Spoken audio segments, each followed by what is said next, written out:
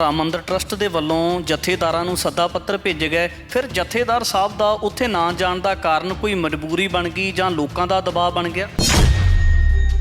ਸ਼੍ਰੋਮਣੀ ਗੁਰਦੁਆਰਾ ਪ੍ਰਬੰਧਕ committee managing committee ਹੈ, ਉਹ Sikhism ਦੀ interpretation ਦੇ ਠੇਕੇਦਾਰ ਨਹੀਂ ਹੈਗੇ। ਸਿੱਖੀਜ਼ਮ ਦੀ ਕੋਈ ਇਸ ਕਿਸਮ ਦੀ ਸਿਚੁਏਸ਼ਨ ਹੁੰਦੀ ਆ ਤਾਂ ਸਭ ਤੋਂ ਵੱਡਾ ਸੋਰਸ ਕੀ ਹੈ ਉਹਦੇ ਤੇ ਕਲੈਰਿਟੀ ਲੈਣ ਲਈ? ਕਿਸ ਤੋਂ ਉਹ ਇਜਾਜ਼ਤ ਲੈਣ, ਕਿਸ ਤੋਂ ਪੁੱਛਣ ਵੀ ਇੱਥੇ ਅਸੀਂ ਕੀ ਪੀਓ? ਸ਼੍ਰੀ ਗੁਰੂ ਗ੍ਰੰਥ ਸਾਹਿਬ। ਸ਼੍ਰੀ ਗੁਰੂ ਗ੍ਰੰਥ ਸਾਹਿਬ ਜਿਉਂਦਾ ਜਾਗਦਾ ਸਾਖਸ਼ਾਤ guru, living corporate guru of the Sikh community. ਉਹਨੂੰ ਫੋਲੋ, ਉਹਦੇ ਵਿੱਚੋਂ ਤੁਸੀਂ ਗਾਈਡੈਂਸ ਲੈ ਲਓ। ਜੇ ਉਹ ਜੋ ਵੀ ਉਹ ਕੁਝ ਕਹਿ ਰਿਹਾ ਔਰ ਉਹ ਬੜਾ ਸਪਸ਼ਟ ਕਹਿ ਰਿਹਾ, ਬੜਾ ਕਲੀਅਰ ਕਹਿ ਰਿਹਾ, ਸਭ ਸਿੱਖਨ ਕੋ ਹੁਕਮ ਹੈ ਗੁਰੂ ਮਾਨਿਓ ਗ੍ਰੰਥ, ਗੁਰੂ ਪੂਜਿਓ ਗ੍ਰੰਥ ਨਹੀਂ ਹੈ। ਸਿੱਖ ਤੀਰਥਾਂ ਤੇ ਨਹੀਂ ਜਾਂਦੇ। ਮਹਾਰਾਜ ਨੇ ਸਪਸ਼ਟ ਸ਼ਬਦਾਂ ਦੇ ਵਿੱਚ ਲਿਖਿਆ ਵੀ ਸਿੱਖ ਤੀਰਥ ਨਹੀਂ, ਸਿੱਖ ਤੀਰਥਾਂ ਦੇ ਨਹੀਂ ਕਰ, ਸਿੱਖ ਪੂਜਾ ਨਹੀਂ ਕਰਦੇ। ਸਿੱਖ ਆਗੂਆਂ ਨੂੰ ਸੱਦਾ ਪੱਤਰ ਭੇਜੇ ਗਏ, ਉਹਦਾ ਇਹੀ ਕਾਰਨ ਮੰਨਦੇ ਹੋ ਕਿ ਸਿੱਖ ਤੀਰਥ ਤੇ ਜਾਂਦਾ ਨਹੀਂ ਜਾਂ ਕੋਈ ਹੋਰ ਕਾਰਨ ਆ? ਕਿ ਨੂੰ ਉਹ ਸਿਮੀਲੇਟ ਕਰਨਾ ਚਾਹੁੰਦੇ ਹਿੰਦੂਇਜ਼ਮ ਦੇ ਵਿੱਚ। ਉਹ ਇਹ ਆਰਗੂ ਕਰਦੇ, ਅੱਜ ਦੇ ਨਹੀਂ ਸਦੀਆਂ ਦੇ ਆਰਗੂ ਕਰ ਰਹੇ ਆ ਵੀ ਇਹ ਸਿੱਖ ਜਿਹੜਾ ਸਿੱਖੀਜ਼ਮ ਆ ਇਹ ਸਾਡਾ ਸੈਕਟ ਆ, ਇਹ ਇੰਡੀਪੈਂਡੈਂਟ ਸੋਵਰਨ ਰਿਲੀਜਨ ਨਹੀਂ ਹੈ। ਕਿਸੇ ਦੇ ਦੂਸਰੇ ਧਾਰਮਿਕ ਸਥਾਨ ਨੂੰ ਇਸ ਤਰੀਕੇ ਨਾਲ ਢਾਹ ਢੇਰੀ ਕਰਕੇ ਇੱਕ ਨਵਾਂ ਆਪਣਾ ਮਤਲਬ ਧਾਰਮਿਕ ਸਥਲ ਬਣਾਉਣਾ, ਮੈਂ ਸਮਝਦਾ ਇਹਦੇ ਵਿੱਚ ਵੀ ਮਤਲਬ ਬਹੁਤ ਦੁਖਦਾਈ ਗੱਲ। ਬੋਧੀਆਂ ਦਾ ਮਨ ਪੁੱਛ ਕੇ ਦੇਖੋ, ਜਿਸ ਤਰ੍ਹਾਂ ਦਾ ਮਨ ਮੁਸਲਮਾਨਾਂ ਦਾ ਤੜਫ ਰਿਹਾ ਉਸੇ ਤਰੀਕੇ ਨਾਲ ਬੋਧੀਆਂ ਦਾ ਵੀ ਮਨ ਤੜਫ ਰਿਹਾ ਵੀ ਇਹ ਸਾਡੇ ਸਥਲ ਸੀ, ਸਾਡੀਆਂ ਇਹ ਲਾਇਬ੍ਰੇਰੀਆਂ ਸੀ, ਸਾਡੇ ਇਹ ਧਾਰਮਿਕ ਸਥਾਨ ਸੀਗੇ। ਸਿੱਖਾਂ ਨੇ ਵੀ ਰਾਜ ਕੀਤਾ, ਸਿੱਖਾਂ ਨੇ ਕਿਸੇ ਦੇ ਧਾਰਮਿਕ ਸਥਾਨਾਂ ਨੂੰ ਡਿਸਟਰੋਏ ਨਹੀਂ ਕੀਤਾ ਔਰ ਉਹਨਾਂ ਨੂੰ ਡਿਸਟਰੋਏ ਕਰਕੇ ਗੁਰਦੁਆਰੇ ਨਹੀਂ ਬਣਾਏ। ਦਰਬਾਰ ਸਾਹਿਬ ਦੇ ਉੱਤੇ ਸੋਨਾ ਚਾਂਦੀ ਚੜਾਇਆ ਗਿਆ ਤਾਂ ਕਿਸੇ ਨੇ ਉਸ ਤੇ ਆਬਜੈਕਟ ਨਹੀਂ ਕੀਤਾ, ਕਿਸੇ ਨੇ ਉਸ ਤੇ ਦੁੱਖ ਨਹੀਂ ਪ੍ਰਗਟ ਕੀਤਾ। ਅੱਜ ਮਤਲਬ ਜੋ ਇਹ ਹੋਇਆ, ਮੁਸਲਮਾਨਾਂ ਦੇ ਮਨਾਂ ਨੂੰ ਪੁੱਛ ਕੇ ਦੇਖੋ, ਬੋਧੀਆਂ ਦੇ ਮਨਾਂ ਨੂੰ ਪੁੱਛ, ਇਸ ਚੀਜ਼ ਨੂੰ ਕਿਸੇ ਵੀ ਤਰੀਕੇ ਦੇ ਨਾਲ ਅਸੀਂ ਐਕਸੈਪਟ ਨਹੀਂ ਕਰ ਸਕਦੇ।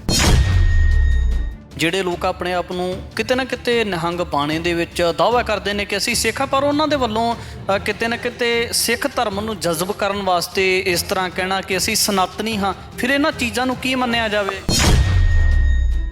ਇਹ ਜਿਹੜੇ ਨਿਹੰਗ ਉੱਥੇ ਗਏ ਹੈ ਪਖੰਡੀ ਬੰਦੇ, ਇਹ ਘਟੀਆ ਲੈਵਲ ਦੇ ਬੰਦੇ, ਇਹਨਾਂ ਨੂੰ ਸਿੱਖੀ ਦੇ ਨਾਲ ਨਾ ਪਿਆਰ ਆ ਨਾ ਸਤਿਕਾਰ। ਹੁਣ ਜਿਹੜਾ ਬੰਦਾ ਸਿੱਖੀ ਦੇ ਨਾਲ ਪਿਆਰ ਨਾ ਕਰਕੇ ਮੋਦੀ ਨਾਲ ਪਿਆਰ ਕਰ ਰਿਹਾ, ਫਿਰ ਹੁਣ ਉੱਧਰ ਨੂੰ ਜਾਣਾ। ਇਹ ਮੋਦੀ ਦੇ ਸਿੱਖ ਆ, ਇਹ ਗੁਰੂ ਦੇ ਸਿੱਖ ਨੇ। TV84 ਦੇ ਨਾਲ ਜੁੜੇ ਹੋ, ਮੈਂ ਰਜਿੰਦਰ ਸਿੰਘ ਸਵਰਾਜ। ਗੱਲ ਕੀਤੀ ਜਾਵੇ ਤਾਂ ਪਿਛਲੇ ਦਿਨਾਂ ਦੇ ਵਿੱਚ ਸ੍ਰੀ ਰਾਮ ਚੰਦਰ ਜੀ ਦੇ ਕਹਿ ਸਕਦੇ ਹਾਂ ਕਿ ਮੰਦਰ ਦੇ ਉਦਘਾਟਨ ਨੂੰ ਲੈ ਕੇ ਵੱਡੀ ਤਾਦਾਦ ਦੇ ਵਿੱਚ ਕਹਿ ਸਕਦੇ ਹਾਂ ਕਿ ਹਿੰਦੂ ਭਾਈਚਾਰੇ ਦੇ ਵੱਲੋਂ ਸਮਰਥਨ ਮਿਲਿਆ। ਇਸੇ ਹੀ ਬਸ ਨਹੀਂ, ਕਿਤੇ ਨਾ ਕਿਤੇ ਇਸ ਤਰ੍ਹਾਂ ਵੀ ਪ੍ਰਤੀਤ ਹੁੰਦਾ ਹੈ ਕਿ ਜਿਵੇਂ ਇਹ ਜਿਹੜਾ ਸਮੁੱਚਾ ਇੱਕ ਪਲੈਨਿੰਗ ਦੇ ਤਹਿਤ ਪੋਲੀਟੀਕਲ ਸਾਰਾ ਕੁਝ ਹੋਵੇ, ਤੇ ਇਸੇ ਨੂੰ ਲੈ ਕੇ ਜਿਹੜਾ ਸੀ ਜਥੇਦਾਰ ਸਾਹਿਬਾਨਾਂ ਦੇ ਨਾਲ ਜਿਹੜੇ ਪੁੱਜੇ ਹੋਰ ਆਗੂ ਨੇ ਉਹਨਾਂ ਨੂੰ ਵੀ ਸੱਦਾ ਪੱਤਰ ਭੇਜੇ ਗਏ। ਪਰ ਵੱਡੇ ਸਵਾਲ ਕਿਤੇ ਨਾ ਕਿਤੇ ਇਹ ਵੀ ਰਹਿੰਦੇ ਨੇ ਕਿ ਆਖਰ ਉਹਨਾਂ ਦੇ ਨਾ ਜਾਣ ਦਾ ਕਾਰਨ ਕੀ ਹੈ। ਇਸੇ ਨੂੰ ਲੈ ਕੇ ਤਮਾਮ ਸਾਰੇ ਜਿਹੜੇ ਸਵਾਲ ਨੇ, ਉਹਨਾਂ ਸਵਾਲਾਂ ਦੇ ਜਵਾਬ ਲੈਣ ਵਾਸਤੇ ਅਸੀਂ ਡਾਕਟਰ ਗੁਰਦਰਸ਼ਨ ਸਿੰਘ ਢਿੱਲੋਂ ਦੇ ਨਾਲ ਗੱਲਬਾਤ ਕਰਾਂਗੇ ਔਰ ਉਹਨਾਂ ਦੇ ਕੋਲੋਂ ਜਾਣਕਾਰੀ ਲੈਣ ਦਾ ਯਤਨ ਕਰਾਂਗੇ। ਸਰ, ਸਵਾਗਤ ਹੈ। ਸਭ ਤੋਂ ਮਿਹਰਬਾਨੀ ਜੀ। ਵਾਹਿਗੁਰੂ ਜੀ ਕਾ ਖਾਲਸਾ, ਵਾਹਿਗੁਰੂ ਜੀ ਕੀ ਫਤਿਹ ਜੀ। ਢਿੱਲੋਂ ਸਾਹਿਬ, ਸਭ ਤੋਂ ਪਹਿਲਾਂ ਮੁੱਢਲੇ ਰੂਪ ਦੇ ਵਿੱਚ ਸਵਾਲ ਹੈ, ਜੋ ਕੁਝ ਕਹਿ ਸਕਦੇ ਕਿ ਅਯੁੱਧਿਆ ਦੀ ਧਰਤੀ ਦੇ ਉੱਪਰ ਵਾਪਰਿਆ, ਜਿਸ ਤਰੀਕੇ ਦੇ ਨਾਲ ਮੀਡੀਆ ਦੇ ਰਾਹੀਂ ਅਸੀਂ ਸਾਰਿਆਂ ਜਾਣਿਆਂ ਨੇ ਤਸਵੀਰਾਂ ਦੇਖੀਆਂ, ਕਿਵੇਂ ਦੇਖਦੇ ਹੋ ਜੀ ਸਮੁੱਚੇ ਵਰਤਾਂਤ ਨੂੰ? ਦੇਖੋ, ਇਹ ਹਿੰਦੂਆਂ ਦਾ ਇੱਕ ਤਰ੍ਹਾਂ ਰਿਸਰਜੈਂਸ ਕਹਿੰਦੇ ਇਹਨੂੰ, ਹਿੰਦੂਇਜ਼ਮ ਦੀ ਰਿਸਰਜੈਂਸ, ਦੁਬਾਰਾ ਉਭਾਰ ਆ ਰਿਹਾ ਹਿੰਦੂਇਜ਼ਮ ਦਾ। ਉਸ ਰਿਸਰਜੈਂਸ ਦੇ ਵਿੱਚ ਹਿੰਦੂਆਂ ਨੂੰ ਤਾਂ ਹੈ ਐਡਵਾਂਟੇਜ ਉਸਦਾ, ਪਰ ਜਿਹੜਾ ਮੰਦਰ, ਜਿਹੜਾ ਉਸ ਵੇਲੇ ਬਾਬਰੀ ਮਸਜਿਦ ਸੀ, ਜਿਸ ਨੂੰ ਮੁਸਲਮਾਨ ਇਹ ਸਮਝਦੇ ਉਹਨੂੰ ਸ਼ਹੀਦ ਕਰ ਦਿੱਤਾ ਗਿਆ।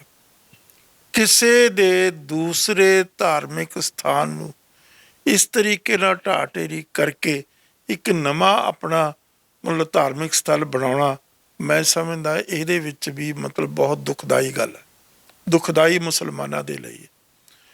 ਔਰ ਜਿਹੜੇ ਫੇਅਰ ਮਾਈਂਡਡ ਆ, ਜਿਹੜੇ ਕਿਸੇ ਪਾਸੇ ਵੀ ਨਹੀਂ, ਨਾ ਮੁਸਲਮਾਨਾਂ ਪਾਸੇ ਨਾ ਹਿੰਦੂਆਂ ਪਾਸੇ, ਉਹਨਾਂ ਲਈ ਵੀ ਕੋਈ ਬਹੁਤ ਵੱਡੀ ਖੁਸ਼ਗਵਾਰ ਗੱਲ ਨਹੀਂ ਹੈ। ਤੋ ਇਸੇ ਤਰੀਕੇ ਦੇ ਨਾਲ ਮੈਂ ਹੁਣ ਇੱਥੇ ਇੱਕ ਗੱਲ ਹੋਰ ਬੜੀ ਇੰਪੋਰਟੈਂਟ ਦੱਸਣ ਲੱਗਿਆ ਕਿ ਜਿਹੜੀ, ਜੇ ਫਰਜ਼ ਕਰੋ ਅਸੀਂ ਕਹੀਏ ਵੀ ਬਾਬਰੀ ਮਸਜਿਦ ਦੀ ਜਗ੍ਹਾ ਪਹਿਲਾਂ ਹਿੰਦੂਆਂ ਦਾ ਸਥਲ ਸੀਗਾ, ਉੱਥੇ ਰਾਮ ਚੰਦਰ ਜੀ ਦੀ ਜਨਮ ਭੂਮੀ ਨੂੰ ਮੰਨ ਲਈਏ, ਤਾਂ ਉਸ ਤੋਂ ਪਹਿਲਾਂ ਕੀ ਸੀ ਉਸ ਜਗ੍ਹਾ ਦੇ ਉੱਤੇ, ਜਿਸ ਨੂੰ ਢਾਹ ਢੇਰੀ ਕੀਤਾ ਕਿਹਨਾਂ ਨੇ ਕੀਤਾ? ਹਿੰਦੂਆਂ ਨੇ ਕੀਤਾ। ਸ਼ੰਕਰਾਚਾਰਿਆ ਦੀ ਮਤਲਬ ਉਹਦੇ ਗਾਈਡੈਂਸ ਦੇ ਵਿੱਚ, ਉਹਦੀ ਮਤਲਬ ਲੀਡਰਸ਼ਿਪ ਦੇ ਅੰਡਰ ਉਹਨਾਂ ਨੇ ਜਿਹੜੇ ਬੋਧੀਆਂ ਦੇ ਬੜੇ ਬੜੇ ਸਥਲ ਸੀ ਉਹਨਾਂ ਨੂੰ ਢਾਹ ਢੇਰੀ ਕੀਤਾ। ਜੇ ਇਸ ਦੀ ਖੁਦਾਈ ਕਰੋਗੇ ਤੇ ਜੇ ਉਸ ਦੀ ਸੱਚੀ ਸਹੀ ਖੁਦਾਈ ਕਰੋਗੇ ਤਾਂ ਉਹਦੇ ਵਿੱਚ ਤਾਂ ਬੋਧੀਆਂ ਦੇ ਬਹੁਤ ਸਾਰੇ ਐਸੇ ਰੈਮਨੈਂਟ ਨਿਕਲਣਗੇ। ਬੋਧੀਆਂ ਦਾ ਮਨ ਪੁੱਛ ਕੇ ਦੇਖੋ, ਜਿਸ ਤਰ੍ਹਾਂ ਦਾ ਮਨ ਮੁਸਲਮਾਨਾਂ ਦਾ ਤੜਫ ਰਿਹਾ, ਉਸੇ ਤਰੀਕੇ ਨਾਲ ਬੋਧੀਆਂ ਦਾ ਵੀ ਮਨ ਤੜਫ ਰਿਹਾ ਵੀ ਇਹ ਸਾਡੇ ਸਥਲ ਸੀ, ਸਾਡੀਆਂ ਇਹ ਲਾਇਬ੍ਰੇਰੀਆਂ ਸੀ, ਸਾਡੇ ਇਹ ਧਾਰਮਿਕ ਸਥਾਨ ਸੀਗੇ। ਤੋ ਇਹ ਸਾਰੀਆਂ ਚੀਜ਼ਾਂ ਜੇ ਇਸ ਨੂੰ ਅੱਗੇ ਪਿੱਛੇ ਨੂੰ ਫਰੋੜਨ ਲੱਗੋਗੇ ਤਾਂ ਗੱਲ ਕਿਤੇ ਦੀ ਕਿਤੇ ਜਾਵੇਗੀ, ਗੱਲ ਕਿਤੇ ਦੀ ਕਿਤੇ ਜਾਵੇ, ਕਿਉਂਕਿ ਹਿੰਦੂਆਂ ਦਾ ਹੁਣ ਰਾਜ ਆ, ਹਿੰਦੂ ਮੈਜੋਰਿਟੀ ਹੈ ਇਸ ਕਮਿਊਨਿਟੀ, ਇਸ ਮੁਲਕ ਦੇ ਵਿੱਚ, ਔਰ ਉਹਨਾਂ ਦਾ ਮਤਲਬ ਮੈਜੋਰਿਟੀ ਕਰਕੇ ਉਹਨਾਂ ਦਾ ਰਾਜ ਆ। ਤਾਂ ਉਹ ਜਿਹੜੀ ਗੱਲ ਕਹਿੰਦੇ ਉਹ ਲੋਕਾਂ ਨੂੰ ਸੱਚੀ ਲੱਗਦੀ ਹੈ। ਕੁਛ ਭੈ ਪੀਤ ਕੀਤੇ ਜਾਂਦੇ ਆ, ਘੱਟ ਗਿਣਤੀਆਂ ਦੇ ਲੋਕ, ਜਿਵੇਂ ਹੁਣ ਬਾਹਰਲੇ ਕਿਸੇ ਸੂਬੇ ਦੇ ਵਿੱਚ ਆਪਾਂ ਕਹੀਏ ਵੀ ਉੱਥੇ ਕੋਈ ਗੁਰਦੁਆਰਾ ਜਾਂ ਗੁਰਦੁਆਰਿਆਂ ਦੇ ਜਿਹੜੇ ਕਾਰਜਕ੍ਰਮ ਪ੍ਰਧਾਨ ਹੈ, ਸੈਕਟਰੀ ਹੈ, ਉਹਨਾਂ ਦੇ ਪ੍ਰੈਸ਼ਰ ਪਾ ਕੇ ਉਹਨਾਂ ਨੂੰ ਕਿਹਾ ਭਾਈ ਇੱਥੇ ਦੀਪਮਾਲਾ ਕਰੋ, ਭਾਈ ਇੱਥੇ ਆਹ ਕਰੋ। ਤਾਂ ਇਹ ਸਾਰੀ ਦੀ ਸਾਰੀ ਚੀਜ਼ ਹੈ ਜਿਹੜੀ ਮਤਲਬ ਅਜੀਬੋ ਗਰੀਬ ਕਿਸਮ ਦਾ ਸਥਲ। ਸਿੱਖਾਂ ਨੇ ਵੀ ਰਾਜ ਕੀਤਾ, ਸਿੱਖਾਂ ਨੇ ਕਿਸੇ ਦੇ ਧਾਰਮਿਕ ਸਥਾਨਾਂ ਨੂੰ ਡਿਸਟਰੋਏ ਨਹੀਂ ਕੀਤਾ, ਔਰ ਉਹਨਾਂ ਨੂੰ ਡਿਸਟਰੋਏ ਕਰਕੇ ਗੁਰਦੁਆਰੇ ਨਹੀਂ ਬਣਾਏ।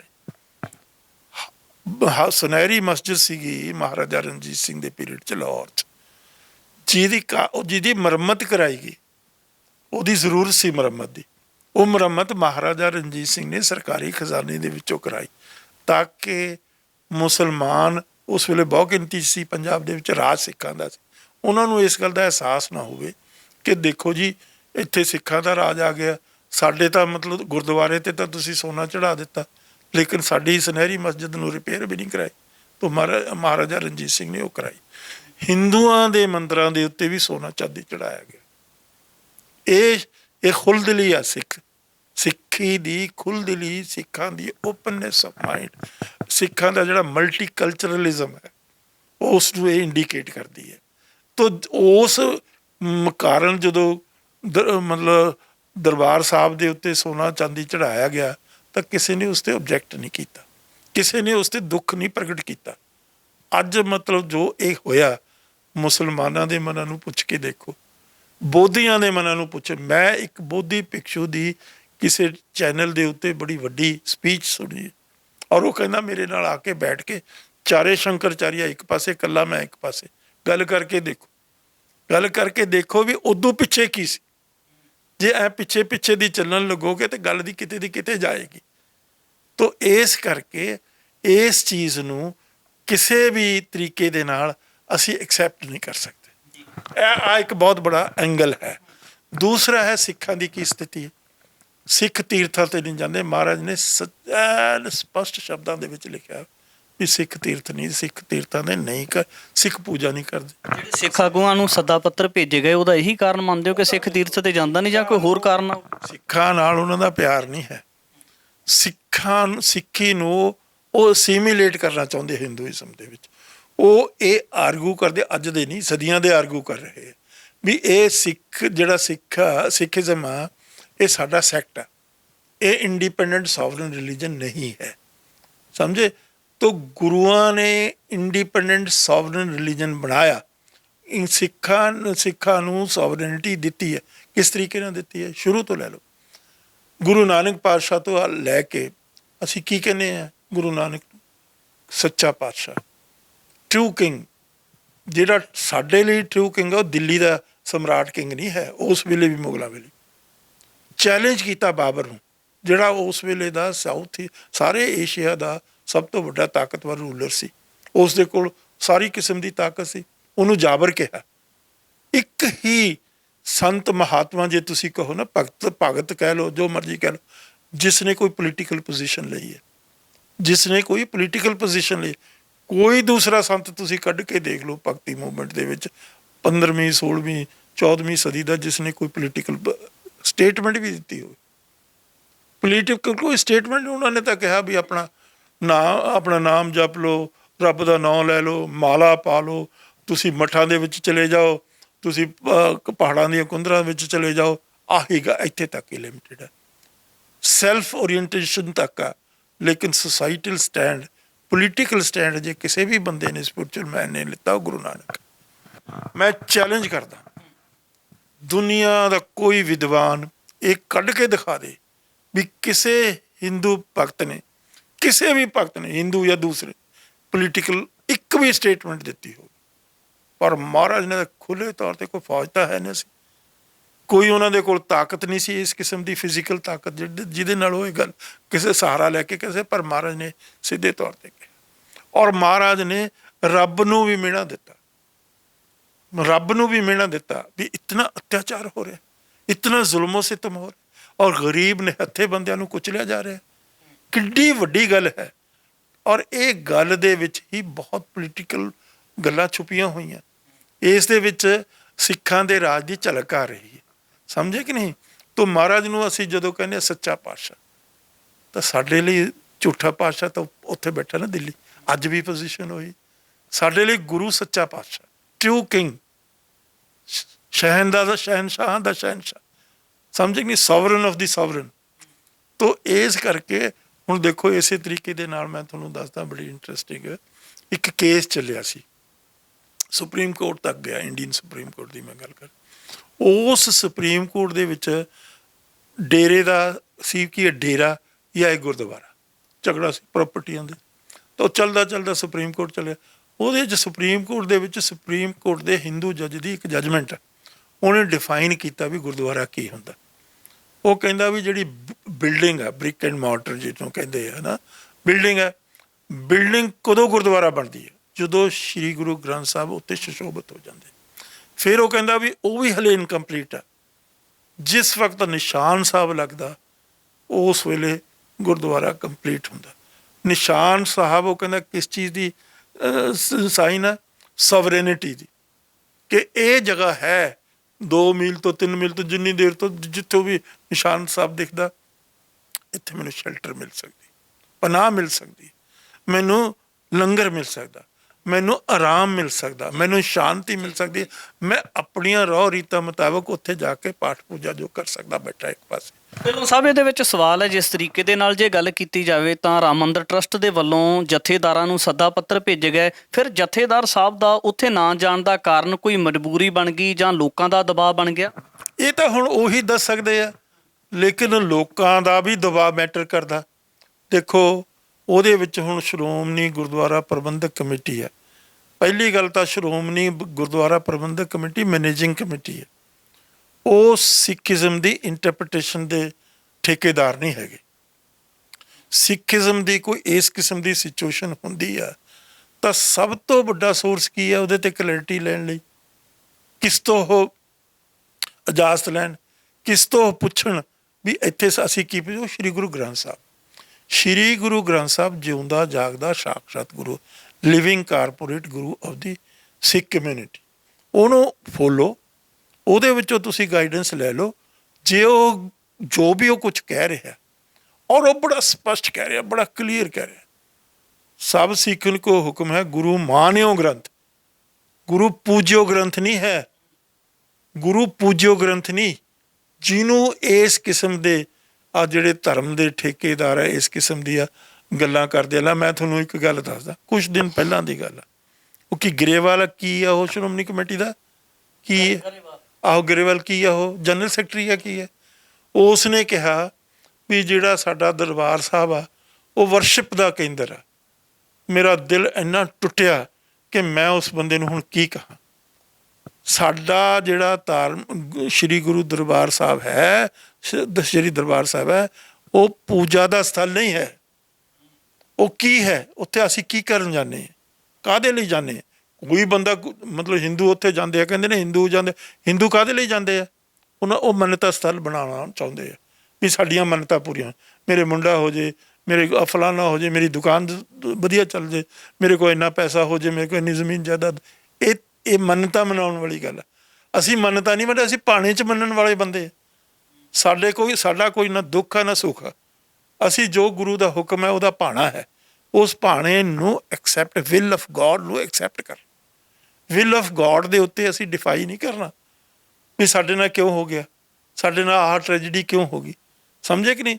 ਅਸੀਂ ਕਹੇ ਤੇਰਾ ਭਾਣਾ, ਤੇਰਾ ਹੁਕਮ ਆ, ਤੇਰੇ ਭਾਣੇ ਤੇਰੇ ਹੁਕਮ ਦੇ ਵਿੱਚ ਅਸੀਂ ਰਹਿਣ ਵਾਲੇ ਸਿੱਖ। ਅਤੇ ਉੱਥੇ ਅਸੀਂ ਕਰਨ ਕੀ ਜਾਂਦੇ ਹਾਂ, ਅਸੀਂ ਅਰਦਾਸ ਕਰਨ ਜਾਂਦੇ ਹਾਂ ਕਿ ਹੇ ਮੇਰੇ ਪਰਵਰਦਗਾਰ, ਹੇ ਮੇਰੇ ਮਾਲਕ, ਹੇ ਮੇਰੇ ਗੁਰੂ, ਹੇ ਮੇਰੇ ਪਾਤਸ਼ਾਹ, ਮੈਨੂੰ ਬਲ ਬਖਸ਼, ਮੈਨੂੰ ਇਹ ਗੱਲ ਲਈ ਬੁੱਧੀ ਬਖਸ਼, ਗਿਆਨ ਬਖਸ਼, ਸੂਝ ਬਖਸ਼, ਸਮਝ ਬਖਸ਼ ਕਿ ਮੈਂ ਤੇਰੇ ਕਹੇ ਹੋ ਤੇ ਚੱਲ ਸਕੀਏ।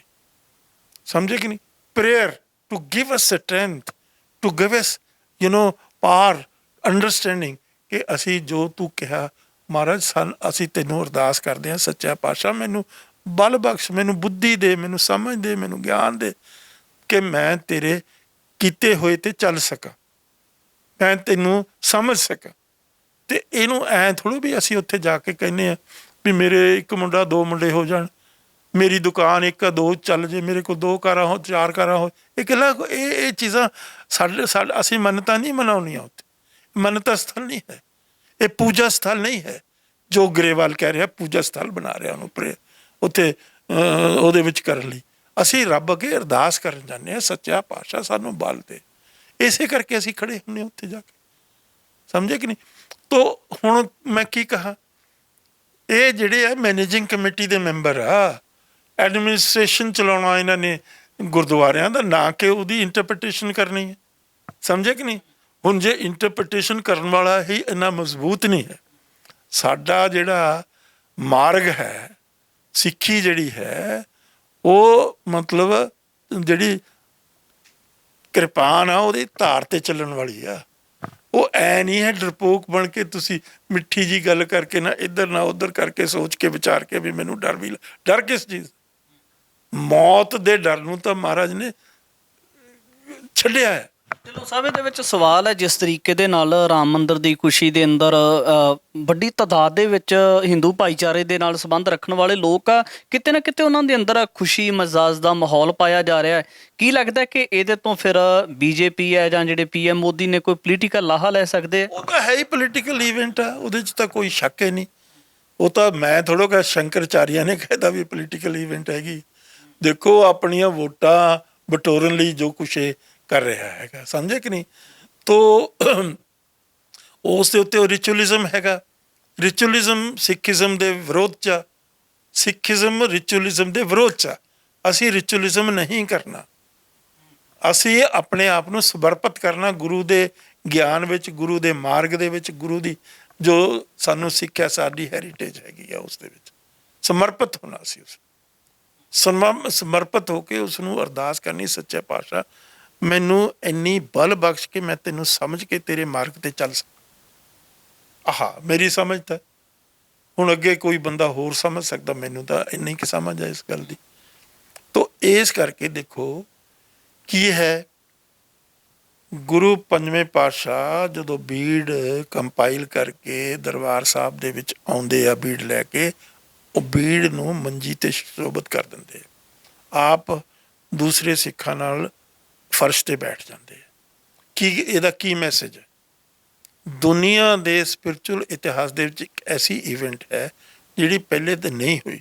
ਪਹਿਲਾਂ ਕੀ ਹੋਇਆ, ਸਾਰੇ ਦੁਨੀਆ ਦੇ ਜਿਹੜੇ ਸਕ੍ਰਿਪਚਰਲ ਰਿਲੀਜਨ ਜਿਹਨਾਂ ਨੂੰ ਕਹਿੰਦੇ ਆ, ਅਹਿਲੇ ਕਿਤਾਬ ਮੁਸਲਮਾਨ ਕਹਿੰਦੇ ਆ, ਜਿਹੜੇ Christian religion of the book ਕਹਿੰਦੇ ਆ, ਜਿਊਜ਼ ਵੀ ਰਿਲੀਜਨ ਆਫ ਦੀ ਬੁੱਕ ਕਹਿੰਦੇ, ਉਸ ਦੇ ਵਿੱਚ ਜਿਹੜੀ ਰਿਲੀਜਨ ਆਫ ਦੀ ਬੁੱਕ ਆਈ ਹੈ, ਅਹਿਲੇ ਕਿਤਾਬ ਹੈ, ਉਹ ਅਧੀਨ ਆ ਪ੍ਰੋਫਿਟ ਦੇ।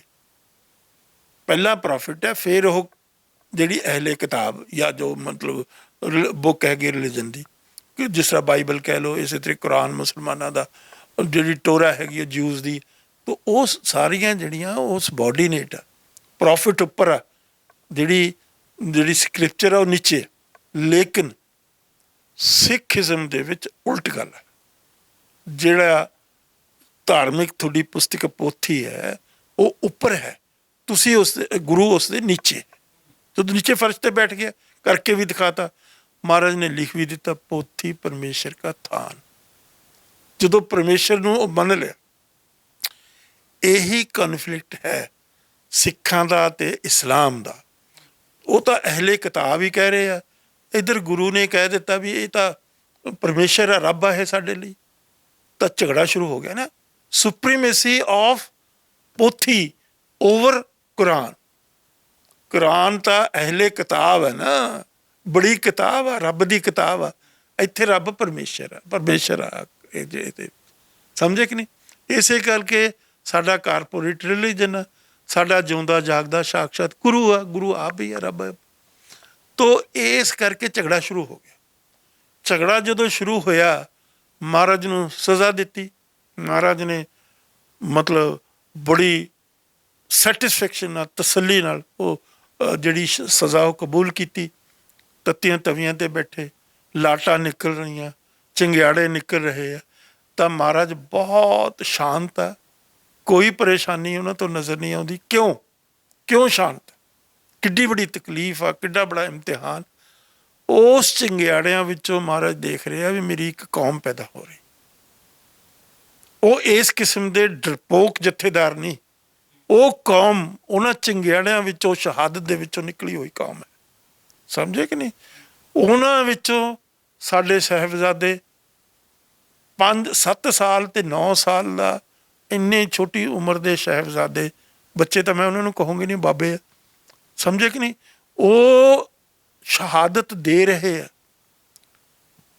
ਮਤਲਬ ਕੋਈ ਮੱਥੇ ਤੇ ਪਰੇਸ਼ਾਨੀ ਨਹੀਂ, ਕੋਈ ਭੈ ਨਹੀਂ, ਕੋਈ ਡਰ ਨਹੀਂ। ਸਮਝੇ ਕਿ ਨਹੀਂ। ਔਰ ਉਹ ਸ਼ਹਾਦਤ ਦੇ ਰਹੇ ਆ, ਕਿਸ ਲਈ ਦੇ ਰਹੇ ਆ? ਵੀ ਇਸ ਸ਼ਹਾਦਤ ਦੇ ਵਿੱਚੋਂ ਕੌਮ ਪੈਦਾ ਹੋ ਰਹੀ। ਕੌਮ ਜਿਸ ਨੂੰ ਕੋਈ ਭੈ ਨਹੀਂ, ਜਿਸ ਨੂੰ ਕੋਈ ਡਰ ਨਹੀਂ, ਜਿਸ ਨੂੰ ਕੋਈ ਲਾਲਚ ਨਹੀਂ। ਇਮਤਿਹਾਨ ਹੈ, ਇਹ ਇਮਤਿਹਾਨ ਦਿੱਤਾ ਜਾ ਰਿਹਾ। ਸਮਝੇ ਕਿ ਨਹੀਂ। ਉਸ ਇਮਤਿਹਾਨ ਦਾ ਖਮਿਆਜ਼ਾ ਕੀ ਹੈ ਜੋ ਸਾਹਮਣੇ ਆ ਰਿਹਾ ਸਾਡੇ। ਸਰਹੰਦ ਜਿਹੜਾ ਹਿੰਦ ਦਾ ਸਿਰ ਮੁਸਲਮਾਨਾਂ ਦੇ ਪੀਰੀਅਡ ਦੇ ਵਿੱਚ, ਉਹ ਅੱਜ ਕੀ ਬਣ ਗਿਆ? ਫਤਿਹਗੜ੍ਹ ਸਾਹਿਬ। ਇਹ ਬਹੁਤ ਬਰੀਕੀਆਂ, ਬਹੁਤ ਸੂਖਮ ਗੱਲਾਂ। ਜੇ ਇਸ ਦੇ ਵਿੱਚ ਵਿਚਰੋ, ਇਸ ਦੇ ਵਿੱਚ ਤੁਸੀਂ ਸਮੋਜੋ, ਖੋਏ ਜਾਓ, ਫਿਰ ਤੁਹਾਨੂੰ ਥੋੜ੍ਹੀ ਬਹੁਤੀ ਸਮਝ ਸੂਝ ਆ ਜਾਂਦੀ ਹੈ। ਜੇ ਉਈਓ ਉਹਨੂੰ ਤੁਸੀਂ ਫਤਿਹਗੜ੍ਹ ਸਾਹਿਬ ਦੇ ਪਿੱਛੇ ਬਹੁਤ ਵੱਡੀ ਸ਼ਹਾਦਤ ਹੈ। ਉਹ ਸਰਹੰਦ ਤੋਂ ਫਤਿਹਗੜ੍ਹ ਸਾਹਿਬ ਬਣਿਆ। ਸਮਝੇ ਕਿ ਨਹੀਂ। ਅੱਜ ਕੌਣ ਜਾਣਦਾ ਸਰਹੰਦ? ਅੱਜ ਕੌਣ ਆ ਜਿਹੜੇ ਉੱਥੇ ਜਲਾਦ ਖੜੇ ਸੀ? ਕਿੱਥੇ ਗਏ? ਕਿਸ ਜਗ੍ਹਾ ਖਤਮ ਹੋ ਗਏ? ਅੱਜ ਉਹ ਸਾਹਿਬਜ਼ਾਦਿਆਂ ਦੀ ਐਸੇ ਵੇਲੇ ਸਰਕਾਰ ਦੇ ਜੋ ਆਏ ਅੰਕੜੇ, 44 ਲੱਖ ਬੰਦੇ ਉੱਥੇ ਗਏ। 44 ਲੱਖ ਬੰਦੇ। ਸਮਝੇ ਕਿ ਨਹੀਂ। ਤੋ ਉਹਨਾਂ ਸ਼ਹਾਦਤਾਂ ਦਾ ਸਿਦਕਾ, ਉਹਨਾਂ ਸ਼ਹਾਦਤਾਂ ਦੇ ਉੱਤੇ, ਉਹਨਾਂ ਸ਼ਹਾਦਤਾਂ ਦੀ ਸਾਰੇ ਇਤਿਹਾਸ ਦੇ ਵਿੱਚੋਂ ਨਿਕਲੀ ਹੋਈ ਸਿੱਖ ਕੌਮ ਹੈ। ਹੁਣ ਜੇ ਉਸ ਨੂੰ ਅੱਜ ਦਾ ਕੋਈ ਜਥੇਦਾਰ, ਅੱਜ ਦਾ ਕੋਈ ਪ੍ਰਧਾਨ ਇਹ ਗੱਲ ਕਰਨਾ ਚਾਹੇ, ਮਤਲਬ ਡਰਦਾ ਹੋਇਆ, ਬੁਜ਼ਦਿਲੀ ਦੇ ਵਿੱਚੋਂ ਕੋਈ ਗੱਲ ਕਹਿ ਰਿਹਾ, ਤਾਂ ਮੈਂ ਤਾਂ ਉਸ ਬਾਰੇ ਕੁਛ ਨਹੀਂ ਕਹਿ ਸਕਦਾ। ਸ਼ਰਮ ਦੀ ਗੱਲ ਹੈ। ਅਸੀਂ ਗੁਰੂ ਅਰਜਨ ਦੇਵ ਮਹਾਰਾਜ ਦੀ ਸ਼ਹਾਦਤ, ਗੁਰੂ ਤੇਗ ਬਹਾਦਰ ਮਹਾਰਾਜ ਦੀ ਸ਼ਹਾਦਤ, 10ਵੇਂ ਪਾਤਸ਼ਾਹ ਦੀ ਸ਼ਹਾਦਤਾਂ ਬਹੁਤ ਹੈ, ਗਿਣੀਆਂ ਨਹੀਂ ਜਾ ਸਕਦੀਆਂ। ਸਮਝੇ ਕਿ ਨਹੀਂ। ਇਸੇ ਤਰੀਕੇ ਦੇ ਨਾਲ ਹੁਣ ਤੁਸੀਂ ਦੇਖੋ, ਗੁਰੂ ਹਰਿਰਾਏ ਸਾਹਿਬ ਦੀ ਕਿੱਡੀ ਬੜੀ, ਬੱਚੇ ਲਈ, ਰਾਮ ਰਾਏ ਲਈ ਕਿੱਡੀ ਬੜੀ ਸ਼ਹਾਦਤ ਆ, ਜਿਹੜੀ ਆਮ ਲੋਕ ਸਮਝਦੇ ਨਹੀਂ। ਕੀ ਸ਼ਹਾਦਤ ਆ? ਇੱਕ ਲਫ਼ਜ਼ ਹੈ, ਮਿੱਟੀ ਮੁਸਲਮਾਨ ਕੀ, ਬਾਣੀ 'ਚ ਸ਼ਿਕਾਇਤ ਹੋ ਰਹੀ ਹੈ ਔਰੰਗਜ਼ੇਬ ਕੋਲ ਵੀ ਮਹਾਰਾਜ ਆਪਣਾ ਰਾਜ ਆ, ਆਪਣੀ ਸਲਤਨਤ ਆ ਮੁਸਲਮਾਨਾਂ ਦੇ ਉੱਤੇ ਹੀ ਬੜੀ ਵੱਡਾ ਮਤਲਬ ਇੱਕ ਤਰ੍ਹਾਂ ਦਾ ਅਟੈਕ ਕਰਤਾ ਸਿੱਖਾਂ ਦੀ ਗ੍ਰੰਥ ਦੇ ਵਿੱਚ। ਉਸੇ ਵੇਲੇ ਔਰੰਗਜ਼ੇਬ ਆਰਡਰ ਕਰ ਰਿਹਾ ਗੁਰੂ ਹਰਿਰਾਏ ਸਾਹਿਬ ਨੂੰ ਕਿ ਆਓ ਇਹਦੀ ਐਕਸਪਲੇਨੇਸ਼ਨ ਦਿਓ। ਗੁਰੂ ਹਰਿਰਾਏ ਸਾਹਿਬ ਦਾ ਵੱਡਾ ਬੇਟਾ ਰਾਮ ਰਾਏ ਬਹੁਤ ਉਹਨੂੰ ਪਿਆਰ ਕਰਦੇ ਮਹਾਰਾਜ, ਬਹੁਤ ਉਹਨੂੰ ਹੋਣਹਾਰਾ। ਸਮਝੇ ਕਿ ਨਹੀਂ। ਮਹਾਰਾਜ ਉਹ ਸਮਝਦੇ ਆ ਵੀ ਸ਼ਾਇਦ ਮੈਂ ਇਹਨੂੰ ਮਤਲਬ ਆਪਣਾ ਜਾਨਸ਼ੀਨ ਬਣਾ ਦਿਆਂ, ਅਗਲਾ ਗੁਰੂ ਬਣਾ ਦਿਆਂ। ਉਹਨੂੰ ਭੇਜਦੇ ਆ ਵੀ ਰਾਮ ਰਾਏ ਜਾ, ਉੱਥੇ ਜਾ ਕੇ ਦੱਸ ਕੇ ਆ ਵੀ ਕੀ ਮਤਲਬ ਹੈ। ਉਹ ਜਾਂਦਾ, ਰਾਮ ਰਾਏ ਉੱਥੇ ਜਾਂਦਾ, ਦਰਬਾਰ ਦੇ ਵਿੱਚ ਨੇਜ਼ੇ ਲਈ, ਤਲਵਾਰਾਂ ਲਈ ਲੋਕ ਖੜੇ ਆ, ਹੋਰ ਹਥਿਆਰਾਂ ਨਾਲ ਖੜੇ ਆ, ਉਹਦਾ ਔਰਾ ਇੱਕ, ਉਹ ਘਬਰਾ ਜਾਂਦਾ, ਡਰ ਜਾਂਦਾ। ਡਰ ਕੇ ਉਹ ਕਹਿੰਦਾ ਮਿੱਟੀ ਮੁਸਲਮਾਨ ਦੀ ਨਹੀਂ, ਮਿੱਟੀ ਬੇਈਮਾਨ ਦੀ। ਇੰਨੀ ਕੀ ਗੱਲ, ਇੱਕ ਲਫ਼ਜ਼ ਦੀ ਗੱਲ। ਉਹ ਇਹ ਕਹਿ ਕੇ ਉਹਨੂੰ ਇਨਾਮ ਦੇ ਦਿੰਦਾ ਔਰੰਗਜ਼ੇਬ। ਉਹ ਅੱਜ ਤੱਕ ਰਾਮ ਰਾਏ ਦੀ ਜਗੀਰ ਚੱਲਦੀ ਆ ਦੇਹਰਾਦੂਨ ਦੇ ਵਿੱਚ, ਰਾਮ ਰਈਏ ਉਹਨਾਂ ਨੂੰ ਕਹਿੰਦੇ। ਤਾਂ ਉਹ ਹਲੇ ਰਸਤੇ 'ਚ ਹੀ ਆ, ਵਾਪਸ ਆ ਰਿਹਾ। ਮਹਾਰਾਜ ਕੋਲ ਖਬਰ ਪਹੁੰਚ ਜਾਂਦੀ ਹੈ, ਗੁਰੂ ਹਰਿਰਾਏ ਸਾਹਿਬ ਕੋਲ, ਕਿ ਜੀ ਆਹ ਰਾਮ ਰਾਏ ਜੀ ਨੇ ਆਹ ਗੱਲ ਕਰਤੀ। ਉਸੇ ਵੇਲੇ ਵਿਦਾਊਟ ਥਿੰਕਿੰਗ, ਵਿਦਾਊਟ ਉਹ ਜਿਹੜਾ ਪਿਆਰ ਆ ਬੱਚੇ ਦਾ, ਉਹ ਉਸ ਦੇ ਨਾਲ ਅਥਾਹ ਕਿਸਮ ਦਾ ਪਿਆਰ, ਉਹਦੀ ਕਿਸ ਕਿਸਮ ਦੀ ਬੜੇ ਬੱਚੇ ਦੀ ਉਹਨਾਂ ਨੂੰ ਜੋ ਸੀ, ਜਿਸ ਪਿਆਰ ਨਾਲ ਉਹਨੂੰ ਪਾਲਿਆ ਸੀ, ਉਹ ਸਭ ਲਾਂਭੇ ਹੋ ਜਾਂਦਾ। ਹੁਕਮਨਾਮਾ ਆਉਂਦਾ, ਰਾਮ ਰਾਏ ਤੇ ਰਾਮ ਰਾਏ ਦੀਆਂ ਆਉਣ ਵਾਲੀਆਂ ਪੀੜ੍ਹੀਆਂ ਹਮੇਸ਼ਾ ਹਮੇਸ਼ਾ ਲਈ ਪੰਥ ਵਿੱਚੋਂ ਛੇਕ ਦਿੱਤੀਆਂ। ਅੱਜ ਤੱਕ ਉਹ ਪੰਥ ਤੋਂ ਬਾਹਰ। ਇਹਦਾ ਮਤਲਬ ਕੀ ਹੈ? ਇਹ ਇਲਾਹੀ ਬਾਣੀ ਹੈ, ਇਹ ਰੱਬ ਦੇ ਉੱਤੋਂ ਉਚਰੀ ਵੀ ਬਾਣੀ, ਗੁਰੂਆਂ ਦੇ ਮੁਖ ਦੇ ਵਿੱਚੋਂ ਨਿਕਲੀ ਹੋਈ ਬਾਣੀ ਹੈ। ਡਾਕਟਰ ਸਾਹਿਬ, ਦਲੀਲਾਂ ਤੇ ਤੁਸੀਂ ਬਹੁਤ ਵੱਡੀਆਂ ਦਿੱਤੀਆਂ, ਤੇ ਪਰ ਦੂਜੇ ਪਾਸੇ ਕੁਝ ਅਜਿਹੇ ਲੋਕਾਂ ਦੇ ਵੱਲੋਂ, ਜਿਹੜੇ ਲੋਕ ਆਪਣੇ ਆਪ ਨੂੰ ਕਿਤੇ ਨਾ ਕਿਤੇ ਨਿਹੰਗ ਬਾਣੇ ਦੇ ਵਿੱਚ ਦਾਅਵਾ ਕਰਦੇ ਨੇ ਕਿ ਅਸੀਂ ਸਿੱਖ ਹਾਂ, ਪਰ ਉਹਨਾਂ ਦੇ ਵੱਲੋਂ ਕਿਤੇ ਨਾ ਕਿਤੇ ਸਿੱਖ ਧਰਮ ਨੂੰ ਜਜ਼ਬ ਕਰਨ ਵਾਸਤੇ ਇਸ ਤਰ੍ਹਾਂ ਕਹਿਣਾ ਕਿ ਅਸੀਂ ਸਨਾਤਨੀ ਹਾਂ। ਫਿਰ ਇਹਨਾਂ ਚੀਜ਼ਾਂ ਨੂੰ ਕੀ ਮੰਨਿਆ ਜਾਵੇ? ਉਹ ਕਿਹੜੇ ਨੇ? ਨਿਹੰਗ ਦਾ ਮਤਲਬ ਕੀ ਹੁੰਦਾ? ਨਿਹੰਗਾਂ ਦੀ ਕੀ ਕੰਟਰੀਬਿਊਸ਼ਨ ਹੈ? ਇਹਨਾਂ ਦੀ ਕੋਈ ਰੈਲੇਵੈਂਸ ਨਹੀਂ, ਸਮਝੇ ਕਿ ਨਹੀਂ? ਇਹ ਤਾਂ ਸਿਰਫ ਸਵਾਰਥੀ ਬੰਦੇ, ਉੱਥੇ 100 200 400 ਬੰਦਾ ਅਗਲੇ ਨੇ ਇਕੱਠਾ ਕਰ ਲਿਆ, ਅਗਲਿਆਂ ਨੇ ਤੁਹਾਡੇ ਵਿੱਚ ਕੋਈ ਮਿਲਗੋਬਾ ਕਰਨਾ, ਕੋਈ ਨਾ ਕੋਈ ਉਹਨਾਂ ਨੇ ਆਪਣੀ ਗੱਲ ਕਹਿਣੀ ਹੈ, ਦੇਖੋ ਜੀ ਸਿੱਖ ਸਾਡੇ ਨਾਲ ਆ। ਪਹਿਰਾਵੇ ਨਾਲ ਸਿੱਖ ਨਹੀਂ ਬਣਦਾ। ਸਿੱਖ ਦੇ ਗਲ ਦੇ ਵਿੱਚ ਮਹਾਰਾਜ ਨੇ ਮਾਲਾ ਉਤਾਰ ਕੇ ਕਿਰਪਾਨ ਪਾਈ ਆ। ਸਿੱਖ ਦੇ ਗਲ ਦੇ ਵਿੱਚ ਮਹਾਰਾਜ ਨੇ ਸਾਰੀ ਦੁਨੀਆ ਦੇ ਜਿੰਨੇ ਵੀ ਧਰਮ, ਹਿੰਦੂਇਜ਼ਮ ਆ, ਇਸਲਾਮ ਆ, ਜੂਡਾਇਜ਼ਮ ਆ, ਕ੍ਰਿਸਚੈਨਿਟੀ ਆ, ਬੁੱਧਿਜ਼ਮ ਆ, ਜੈਨਿਜ਼ਮ, ਹੋਰ ਕਿੰਨੇ ਛੋਟੇ ਮੋਟੇ ਧਰਮ, ਉਹਨਾਂ ਸਾਰੇ ਧਰਮਾਂ ਦੇ ਵਿੱਚ ਇੱਕ ਗੱਲ, ਇੱਕੋ ਇੱਕ ਗੱਲ ਇਹ ਸਾਰਿਆਂ 'ਚ ਕਾਮਨ ਹੈ। ਕੀ ਕਾਮਨ ਆ? ਕਿ ਸਾਰਿਆਂ ਦੇ ਗਲ ਦੇ ਵਿੱਚ ਮਾਲਾ, ਜਿਹੜੀ ਉਹਨਾਂ ਦੇ ਸਪਿਰਚੁਅਲ ਹੈ ਨਾ, ਮਾਲਾ ਹੈ। ਚਾਹੇ ਕ੍ਰਿਸਚਨ ਆ, ਚਾਹੇ ਜੂਡਾਇਜ਼ਮ ਆ, ਚਾਹੇ ਬੁੱਧਿਜ਼ਮ ਆ, ਜੈਨਿਜ਼ਮ ਆ, ਹਿੰਦੂਇਜ਼ਮ ਆ, ਇਸਲਾਮ ਵਾਲਿਆਂ ਦੇ ਵੀ ਗਲ 'ਚ ਮਾਲਾ। ਪਰ ਗੁਰੂ ਨੇ ਮਾਲਾ ਉਤਾਰਤੀ ਜਦੋਂ ਖਾਲਸਾ ਦੀ ਸਿਰਜਣਾ ਹੋਈ, ਤਾਂ ਕੀ ਹੋਇਆ? ਉਹਨਾਂ ਦੇ ਗਲ ਦੇ ਵਿੱਚ ਕਿਰਪਾਨ ਪਾਤੀ। ਸਾਡਾ ਸਪਿਰਚੁਅਲ ਸਿਸਟਮ ਸਿੱਖਾਂ ਦਾ ਕਿਰਪਾਨ ਹੈ, ਸਾਡਾ ਮਾਲਾ ਨਹੀਂ ਹੈ। ਤੋ ਜਦੋਂ ਤੁਸੀਂ ਕਿਰਪਾਨ ਪਾ ਲਈ, ਨਾ ਤਾਂ ਤੁਸੀਂ ਸਾਧ ਬਣ ਸਕਦੇ ਹੋ, ਨਾ ਤੁਸੀਂ ਜੰਗਲਾਂ 'ਚ ਜਾ ਸਕਦੇ ਹੋ, ਨਾ ਤੁਸੀਂ ਮੱਠਾਂ ਵਿੱਚ ਬੈਠ ਸਕਦੇ ਹੋ। ਤੁਹਾਨੂੰ ਸਮਾਜ ਦੇ ਵਿੱਚ ਰਹਿ ਕੇ ਸਮਾਜ ਦੇ ਜਿਹੜੀਆਂ ਬੁਰਾਈਆਂ ਕੁਰੀਤੀਆਂ, ਉਹਨਾਂ ਦੇ ਨਾਲ ਲਗਾਤਾਰ ਲੜਨਾ ਪਊ, ਜੂਝਣਾ ਪਊ। ਪਖੰਡਵਾਦ ਨੂੰ ਤੁਹਾਨੂੰ ਨਕਾਰਨਾ ਪਊ। ਇਹ ਜਿਹੜੇ ਨਿਹੰਗ ਉੱਥੇ ਗਏ ਆ, ਪਖੰਡੀ ਬੰਦੇ, ਇਹ ਘਟੀਆ ਲੈਵਲ ਦੇ ਬੰਦੇ, ਇਹਨਾਂ ਨੂੰ ਸਿੱਖੀ ਦੇ ਨਾਲ ਨਾ ਪਿਆਰ ਆ, ਨਾ ਸਤਿਕਾਰ ਆ। ਹੁਣ ਜਿਹੜਾ ਬੰਦਾ ਸਿੱਖੀ ਦੇ ਨਾਲ ਪਿਆਰ ਨਾ ਕਰਕੇ ਮੋਦੀ ਨਾਲ ਪਿਆਰ ਕਰ ਰਿਹਾ, ਫਿਰ ਹੁਣ ਉੱਧਰ ਨੂੰ ਜਾਣਾ। ਇਹ ਮੋਦੀ ਦੇ ਸਿੱਖ ਆ, ਇਹ ਗੁਰੂ ਦੇ ਸਿੱਖ ਨਹੀਂ, ਸਮਝਿਆ ਕਿ ਨਹੀਂ? ਇਹ ਤੂੰ ਹੁਣ ਮੋਦੀ ਦੇ ਸਿੱਖਾਂ ਨਾਲ ਤਾਂ ਸਾਡਾ ਕੋਈ ਸਹਿਚਾਰ ਹੈ ਨਹੀਂ, ਨਾ ਸਾਡਾ ਉਹਨਾਂ ਨੂੰ ਲੈਣਾ ਨਾ ਦੇਣਾ, ਨਾ ਗੱਲ, ਨਾ ਕੋਈ ਬਾਤ, ਨਾ ਸਮਾਜਿਕ ਨਾ ਧਾਰਮਿਕ ਕੋਈ ਰਿਸ਼ਤਾ ਨਹੀਂ। ਪਿਛਲੇ ਦਿਨਾਂ ਦੇ ਵਿੱਚ ਉੱਠ ਰਹੇ ਸਵਾਲਾਂ ਨੂੰ ਲੈ ਕੇ ਸਿੱਖ ਵਿਦਵਾਨ ਡਾਕਟਰ ਗੁਰਦਰਸ਼ਨ ਸਿੰਘ ਢਿੱਲੋਂ ਦੇ ਨਾਲ ਗੱਲਬਾਤ ਕੀਤੀ ਹੈ, ਤਾਂ ਉਹਨਾਂ ਨੇ ਆਪਣੇ ਅਨੁਸਾਰ ਦੱਸਿਆ ਕਿ ਕਿਸ ਤਰੀਕੇ ਦੇ ਨਾਲ ਕਿਹੜੀਆਂ ਮਜਬੂਰੀਆਂ ਹੋ ਸਕਦੀਆਂ ਨੇ, ਔਰ ਕਿਹੜੇ ਲੋਕ ਜਿਹੜੇ ਆਪਣੇ ਨਿੱਜੀ ਮਫਾਦਾਂ ਦਾ ਕਰਕੇ ਕਿਤੇ ਨਾ ਕਿਤੇ ਜਿਹੜਾ ਸਿੱਖੀ ਸਿਧਾਂਤ ਹੈ ਉਸ ਨੂੰ ਲੇਸ ਲਾਉਣ ਦੇ ਕੁਝ ਯਤਨ ਕਰ ਰਹੇ ਨੇ, ਤੇ ਭਵਿੱਖ ਦੇ ਵਿੱਚ ਵੀ ਯਤਨਸ਼ੀਲ ਰਹਾਂਗੇ ਕਿ ਪੰਥ ਪੰਜਾਬ ਦੇ ਨਾਲ ਸੰਬੰਧਿਤ ਮੁੱਦਿਆਂ ਦੇ ਬਾਬਤ ਇਸ ਤਰ੍ਹਾਂ ਦੀਆਂ ਤਮਾਮ ਸ਼ਖਸੀਅਤਾਂ ਨੂੰ ਗੱਲਬਾਤ ਲੈ ਕੇ ਹਾਜ਼ਰ ਹੁੰਦੇ ਰਹੀਏ। ਧੰਨਵਾਦ।